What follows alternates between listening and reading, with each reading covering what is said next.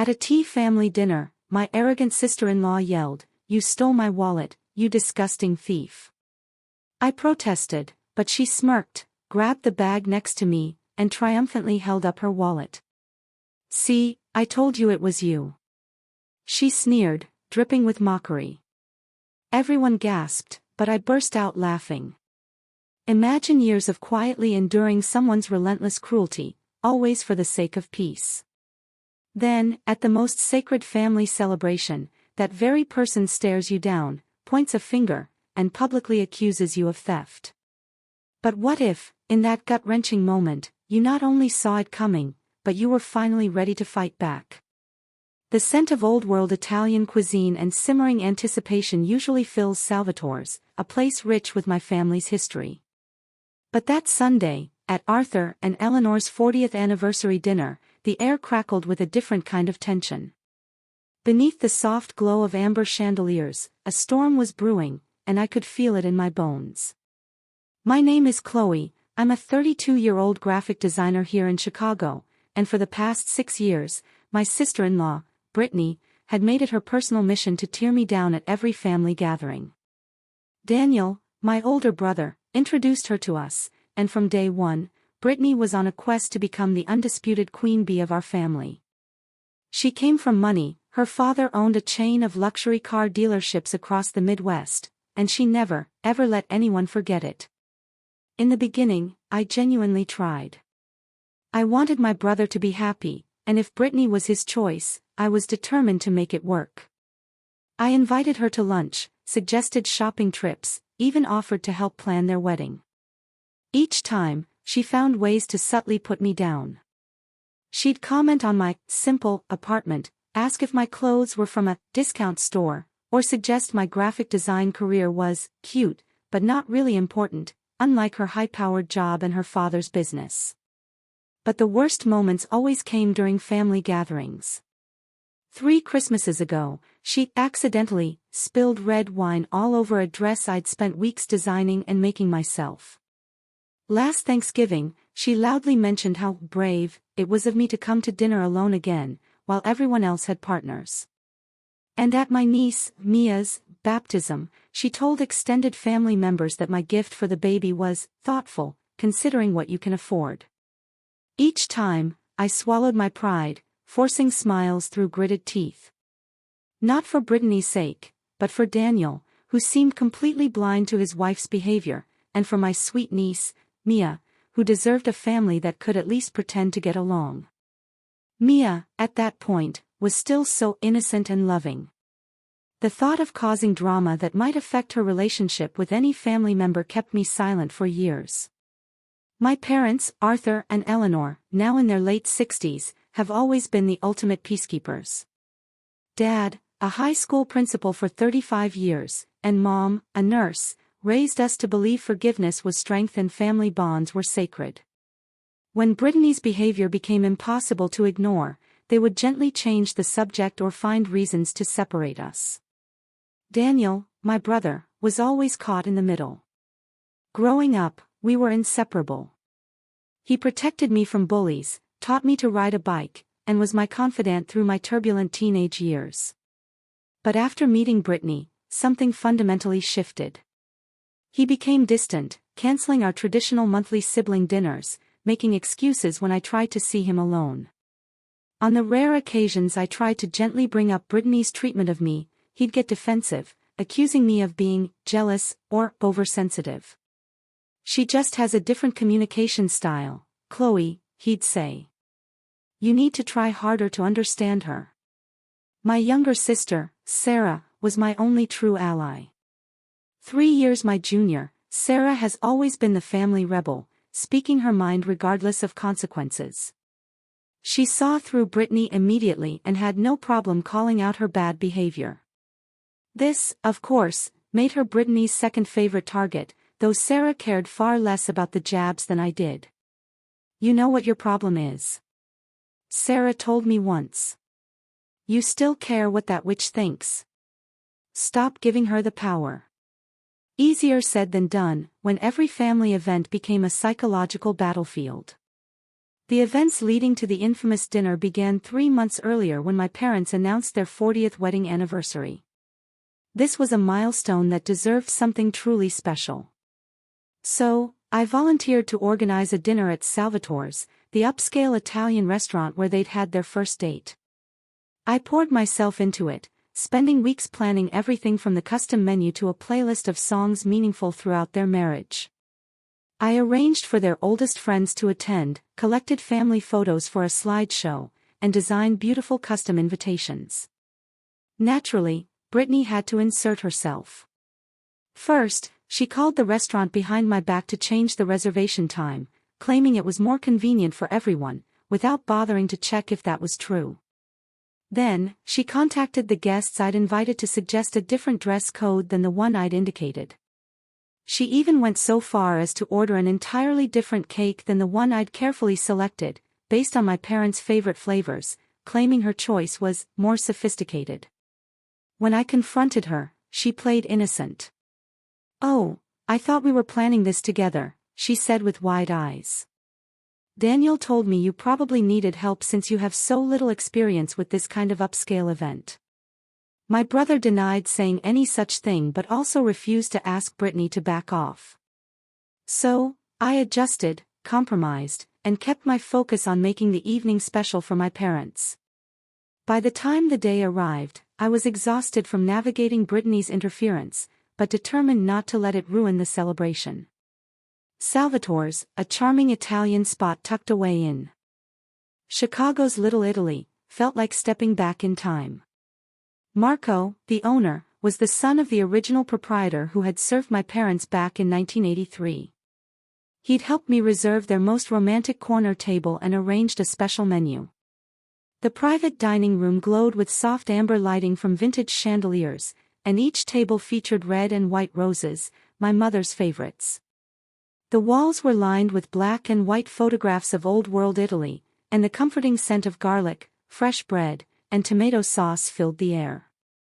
I arrived 2 hours early to personally place framed photos of my parents throughout their marriage on a special memory table, along with the anniversary gift I'd spent months creating, a hand-illustrated family tree tracing both their lineages back 4 generations. By 7 o'clock, guests began arriving.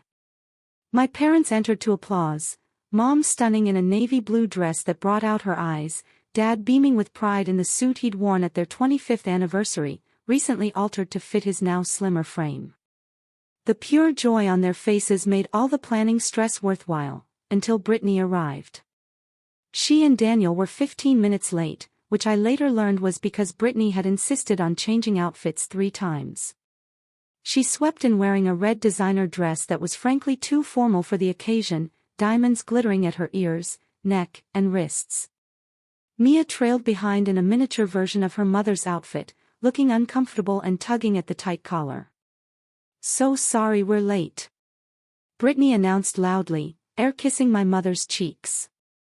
Traffic was dreadful, and I simply had to make sure we looked appropriate. Some of us understand the importance of presentation at significant events. Her eyes flickered to my simple black cocktail dress, which I had chosen specifically not to draw attention away from my mother.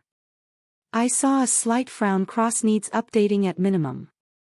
There is a difference between necessary updates and completely changing the character of a place, I replied. My mother, sensing the brewing storm, quickly changed the subject to Sarah's recent promotion at the hospital, where she worked as a pediatric nurse. But Brittany was not finished stirring the pot. Speaking of careers, she interjected after letting Sarah speak for barely 30 seconds. "I heard that graphic design jobs are being rapidly replaced by artificial intelligence. Chloe, are you concerned?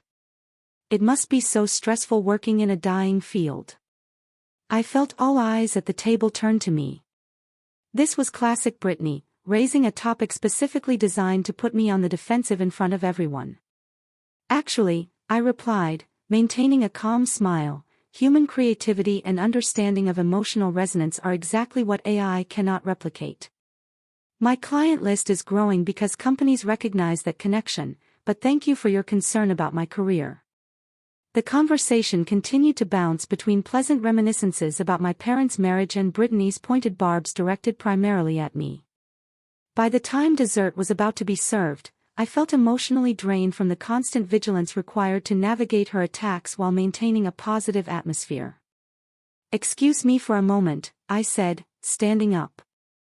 "I need to check with the kitchen about the anniversary cake." In truth, I simply needed a moment of peace away from Brittany's calculating gaze and subtle jabs.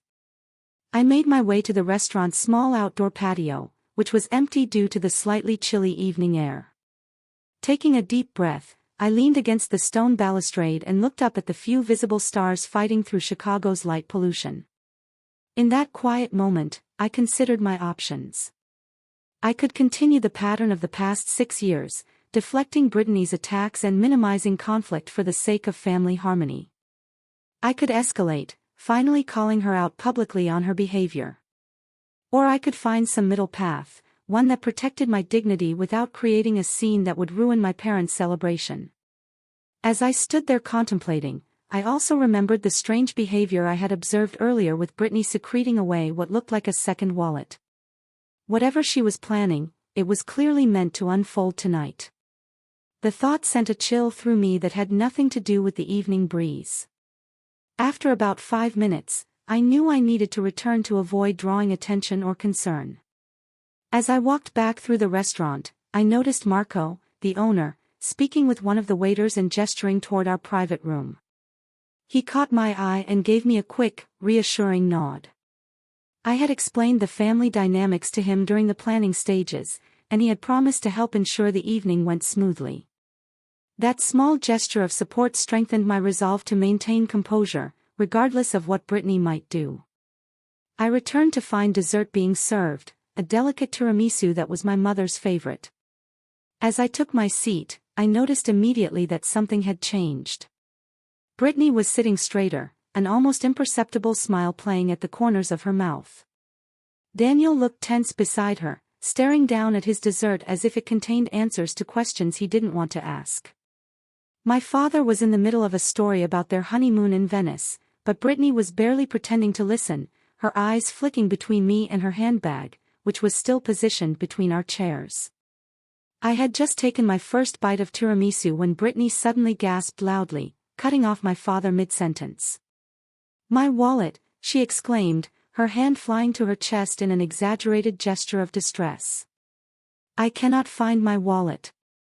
All conversation at the table instantly ceased. Every head turned toward Brittany, who was now making a show of searching through her handbag. "Are you sure you brought it?" my mother asked, concerned. "Did you check your coat?" "Of course I brought it." Brittany snapped, then quickly composed her features into a mask of worry. "I had it right here. I paid the coat check with it when we arrived. Someone must have taken it."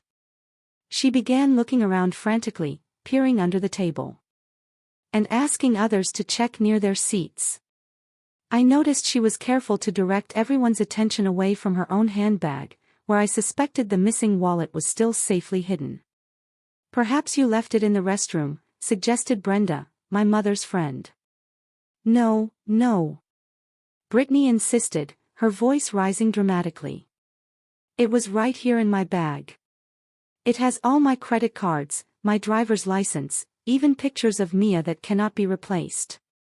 As the search expanded and guests began standing up to check under their chairs, I saw Brittany's eyes repeatedly dart toward me, gauging my reaction. I maintained a neutral expression, helping to look around my area of the table, even as I felt the trap beginning to close. "Wait," Brittany said suddenly, her voice dropping to a theatrical hush. "When did you leave the table earlier, Chloe? And where exactly did you go?" The question hung in the air like a thundercloud. Several people looked confused, not immediately understanding the implication, but I knew exactly what she was doing. "I went to the patio for some fresh air," I replied evenly. "And then I spoke with Marco about the cake." "Why, do you ask?" Brittany's eyes narrowed, and I saw the satisfaction in them that told me I had walked right into her script. "Isn't it strange," she said slowly, that my wallet disappears right when you leave the table? And you were gone for quite some time, weren't you? The atmosphere in the room shifted instantly. I could feel the uncomfortable tension as guests began to realize what Brittany was suggesting. My mother looked stricken, my father confused and distressed. Sarah was halfway out of her seat, fury evident on her face, but I caught her eye and subtly shook my head. This was between Brittany and me. Are you suggesting I took your wallet? I asked, keeping my voice steady. That's a serious accusation, Brittany. She didn't respond directly. Instead, turning to the table at large, has anyone seen my wallet? It's red leather Prada with a gold clasp, very distinctive and obviously valuable. No one had, of course, because I was increasingly certain it was exactly where Brittany had hidden it, waiting for her dramatic reveal. The private dining room at Salvatore's fell completely silent. The waitstaff, sensing the tension, had discreetly withdrawn to the periphery. Even the soft Italian music seemed to have dimmed, as if the restaurant itself was holding its breath. Brittany stood up slowly, her chair scraping against the hardwood floor with a sound that cut through the silence like a knife. Every eye in the room was on her as she drew herself up to her full height, her expression transforming from worried search to righteous anger in an instant. You, she said, pointing directly at me, her voice rising to a near shout. You stole my wallet, you filthy thief. The accusation hung in the air, so outrageous and unexpected that for a moment no one reacted. My father was the first to recover. Now, Brittany, he began, his principal's voice of authority making a rare appearance. That is a very serious allegation to make without any evidence. But Brittany was not to be deterred. She was fully committed to her performance, her face flushed with what appeared to the others as genuine outrage. I have suspected for years that things go missing when Chloe is around, she continued.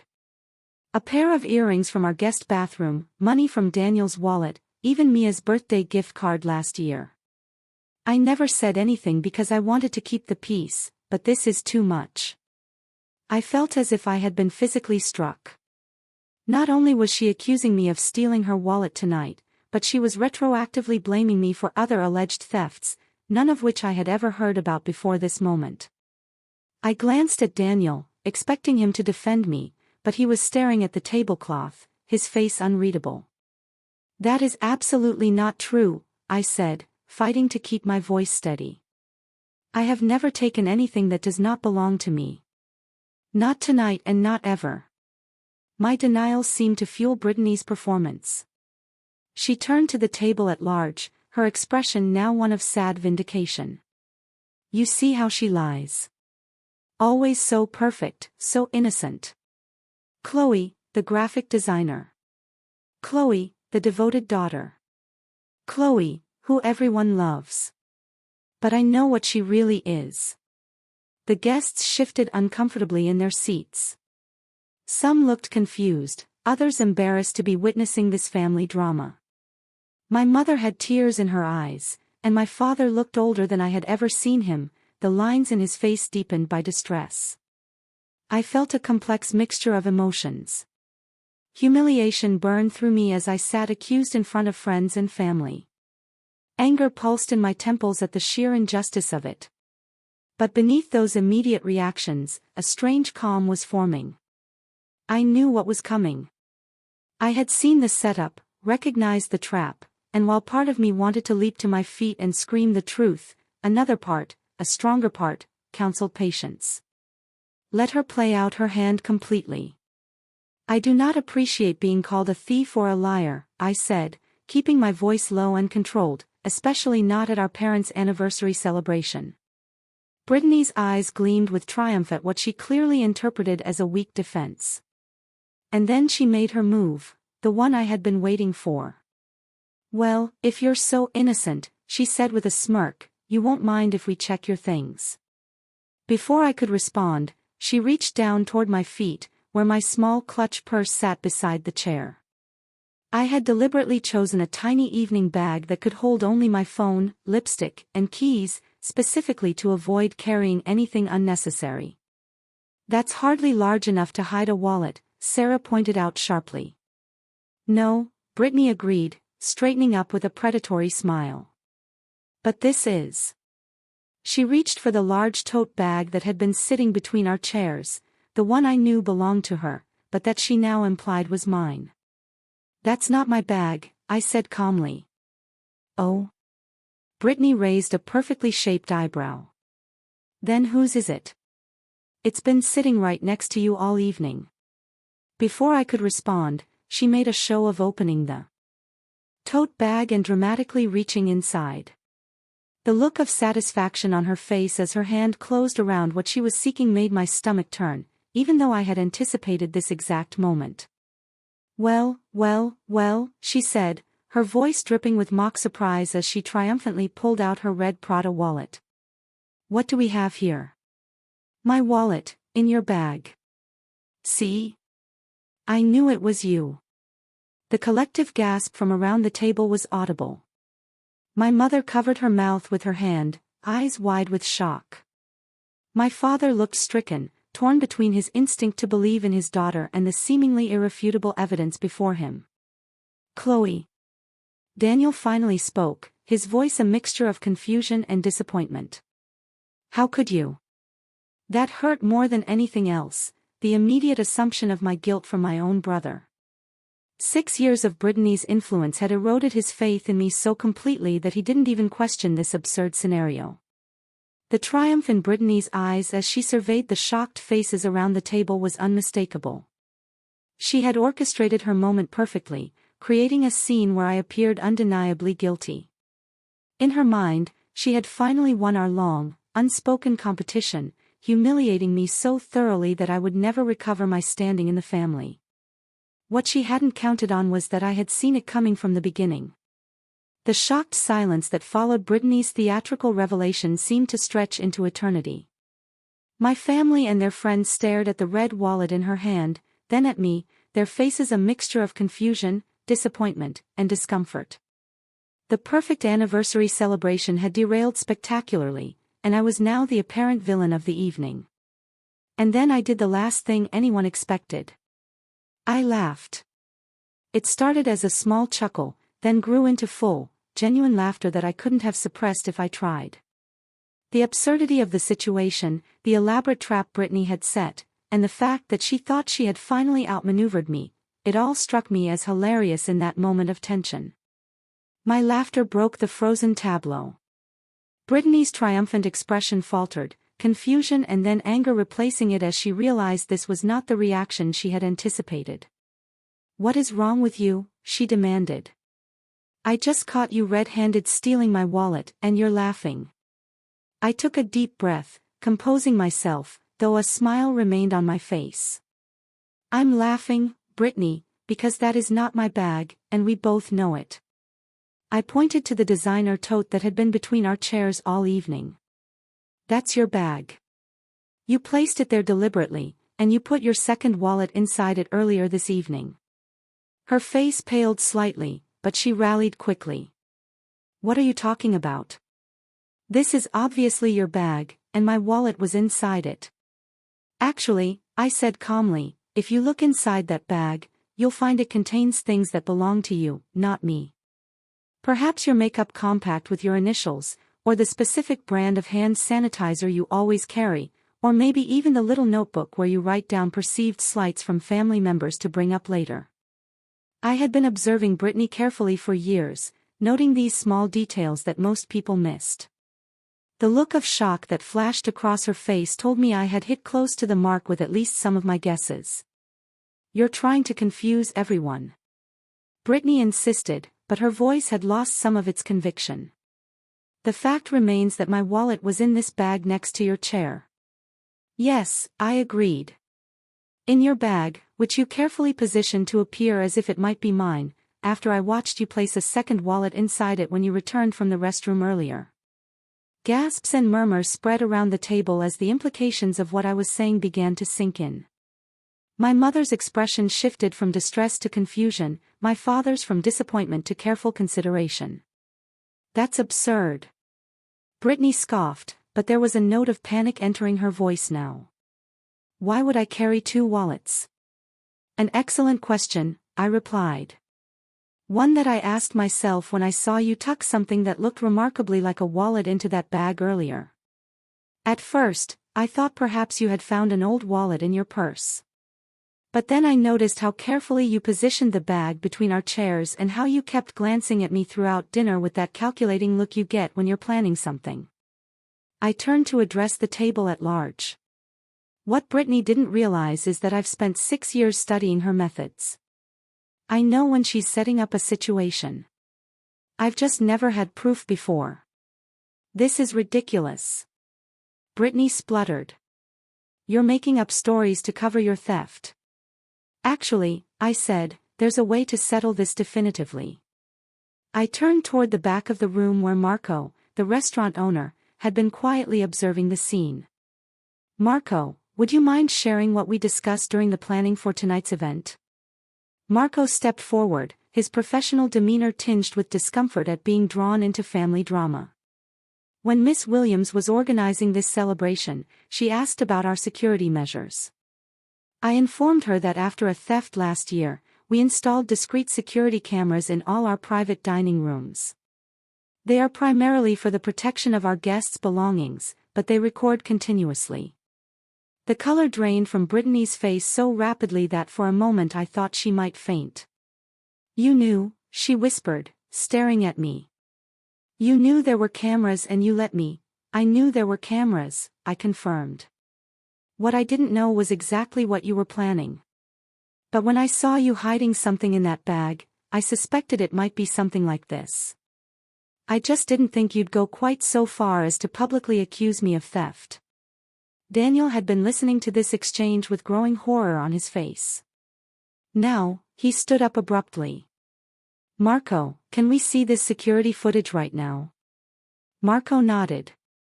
Of course, we can access it in my office immediately. I don't think that's necessary, Brittany said quickly, her voice high and tight. This has gotten out of hand.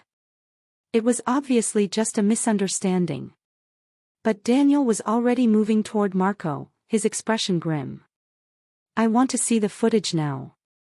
I remained seated as Daniel, my father, and Marco left the room. The atmosphere they left behind was thick with tension. Brittany remained standing, her hands gripping the back of her chair so tightly her knuckles were white. My mother looked between us, her expression unreadable. Sarah had a small, satisfied smile playing at the corners of her mouth. The minutes stretched on interminably. No one spoke. The remaining guests fidgeted uncomfortably, clearly wishing they could leave, but trapped by social convention in this excruciating situation. Finally, the door opened, and Daniel returned. His face was set in hard lines I had never seen before, his eyes cold as they fixed on his wife. The cameras show everything, he said, his voice flat. They show Brittany taking a wallet from her purse, placing it in the tote bag, and positioning the bag between the chairs. They show her checking repeatedly to make sure Chloe hadn't noticed, and they clearly show her removing the wallet during her dramatic accusation. Every eye in the room turned to Brittany, whose face now showed genuine fear. Daniel, she began. I can explain, don't. He cut her off, his voice sharp as a blade. Just don't. We'll discuss this at home. The silence that followed was deafening. I had waited years for this moment of vindication, for someone in my family to finally see Brittany for who she truly was. But now that it had arrived, I felt no triumph, only a profound sadness for my brother and niece. I stood up slowly, drawing all eyes to me. Mom, Dad, I said gently. I'm so sorry that this happened during your celebration. This evening was supposed to be about your 40 years of love and commitment, not about any of this. My mother's eyes filled with tears, but they were different from the ones I had seen earlier. Oh, Chloe, she said. We're the ones who should be sorry. We should have seen what was happening. I moved around the table to embrace her. And as I did, I felt the weight of years of silent suffering begin to lift. Whatever happened next, the truth was finally out in the open. The remainder of the anniversary dinner proceeded in a strange, subdued atmosphere. Brittany sat rigid in her chair, barely touching her dessert, while Daniel maintained a cold silence beside her.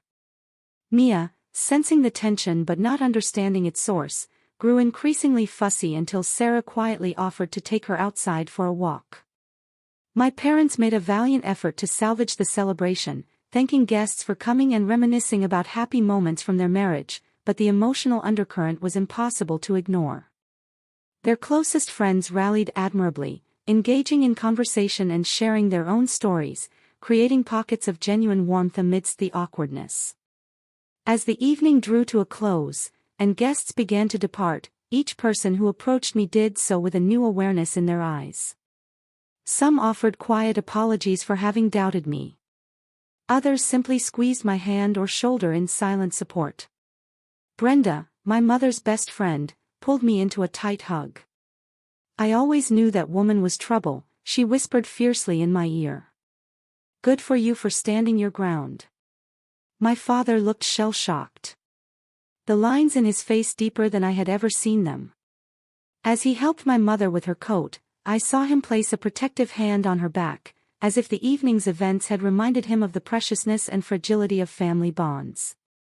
When only immediate family remained, my father finally spoke directly about what had happened. "I owe you an apology, Chloe," he said, his voice heavy with regret. "We've seen the tension between you and Brittany for years, but we told ourselves it was normal in-law dynamics. We never imagined it went this deep." My mother nodded, tears welling in her eyes again. "We should have protected you better. We were so focused on keeping the peace that we didn't see who was really disturbing it." "It's not your fault," I assured them. "Brittany is extremely skilled at presenting one face to some people and another to others, and I never wanted to force anyone to take sides." Daniel, who had been standing silently by the door, waiting for Brittany to return from the restroom where she had retreated after Sarah brought Mia back, now approached us. "I need to talk to you," he said to me, his voice rough with emotion. "Alone, if that's okay." We stepped out onto the same patio where I had collected myself earlier in the evening. The night had grown cooler, and I wrapped my arms around myself against the chill. Daniel looked out at the city lights for a long moment before speaking. "I don't even know where to begin," he finally said. "I feel like the world's biggest fool." "You're not a fool," I said gently. "You're someone who wanted to believe the best about the person you love. There's nothing foolish about that." He shook his head sharply. "Stop being so understanding. I don't deserve it. For years, I've dismissed your feelings, defended her behavior, even accused you of being jealous or difficult. And all this time..." His voice cracked. "All this time, she was deliberately trying to hurt you, to drive a wedge between us. I had imagined this moment of validation countless times over the years. But now that it was here, I found no satisfaction in my brother's pain." "What are you going to do?" I asked quietly. Daniel ran a hand over his face, suddenly looking exhausted. "I don't know. I need to think about Mia, about what's best for her. But I know I can't just pretend this didn't happen. What Brittany did tonight. It wasn't a momentary lapse in judgment. It was calculated, cruel. It makes me wonder what else she's capable of." Before I could respond, the door to the patio opened and Brittany emerged. Her makeup had been freshly applied, but it couldn't hide the redness around her eyes or the tight, defensive set of her mouth. "The car is waiting," she said to Daniel, her voice brittle. "Mia is tired." Daniel looked at her for a long moment, and I saw something shift in his expression, a hardening that I had never witnessed before. "Take Mia home," he said. "I'll get a ride with my parents or Chloe. We need some space tonight." Brittany's composure slipped, revealing a flash of panic. "Daniel, please. We need to talk about this." "Yes, we do," he agreed. "But not tonight. Tonight, I need to process what I saw on that security footage. For a moment, I thought Brittany might argue further, but after a tense silence, she simply nodded stiffly and walked away. The sound of her heels clicking on the hardwood floors faded as she returned to collect Mia. After she left, Daniel turned back to me. "I am so sorry, Chloe. I know those words aren't enough, but they're all I have right now." I reached out and took his hand, squeezing it gently. "They're enough for tonight. The rest we can figure out as we go." When we returned inside, my parents and Sarah were waiting. The five of us, our core family unit, without Brittany's divisive presence, stood together in a moment of wordless reconnection. Then Sarah broke the silence with her characteristic directness. "Well, that was the most dramatic anniversary dinner in history. Congratulations, Mom and Dad. You'll definitely remember this one." Surprisingly, this broke the tension. My father chuckled. My mother smiled through her tears. And even Daniel managed a weak laugh. We gathered our things, thanked Marco profusely for his discretion and help, and made our way out into the night. As we stood on the sidewalk saying our goodbyes, my mother pulled me into a fierce hug. "I am so proud of how you handled yourself tonight," she whispered. "You showed grace under incredible pressure." "I learned from the best," I told her, holding her tight. As I drove home alone later, the events of the evening replayed in my mind. The satisfaction of finally having the truth exposed was tempered by concern for my brother and niece. Family dynamics were complicated, and I knew that tonight's revelations would have far-reaching consequences for all of us. But for the first time in 6 years, I felt a weight lifting from my shoulders. The constant need to defend myself, to question my own perceptions, to walk on eggshells around Brittany. All of it was shifting. The truth had a power of its own, and once revealed, it could not be unseen. When I reached my apartment, I kicked off my shoes and poured myself a small glass of wine. Sitting by the window overlooking the city, I raised the glass in a silent toast to my parents, 40 years of marriage, to truth, and to the uncertain but hopeful future of our family. In the weeks following that infamous anniversary dinner, our family entered a period of painful but necessary transformation. The immediate aftermath was as difficult as I had anticipated. Daniel moved into our parents' guest room, temporarily explaining to Mia that Daddy needed to help Grandpa with some projects. It was a flimsy excuse that the perceptive 4-year-old clearly didn't fully believe, but it provided a gentle buffer while the adults sorted through the debris of Brittany's deception. Brittany, for her part, cycled through a range of strategies to manage the fallout. First came tearful apologies and claims that she had suffered a momentary breakdown due to stress. When those fell on deaf ears, she attempted to minimize her actions, suggesting everyone was overreacting to what was merely a misguided prank. Finally, when those approaches failed, she resorted to what I suspected was her true nature: cold calculation. Hiring an expensive divorce attorney and threatening to limit Daniel's access to Mia if he pursued separation. That final move backfired spectacularly. The security footage from the restaurant, which Marco had preserved, provided compelling evidence of Brittany's deliberate attempt to frame me and damage my reputation.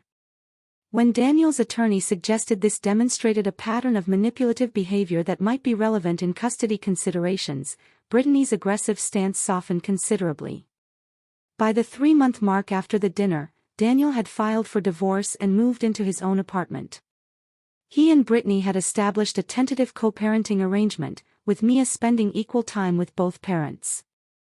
The transition was hardest on Mia, who couldn't understand why her family had suddenly fractured. I made a special effort to maintain my relationship with my niece, arranging regular outings to the zoo, children's museums, and parks when she was with Daniel.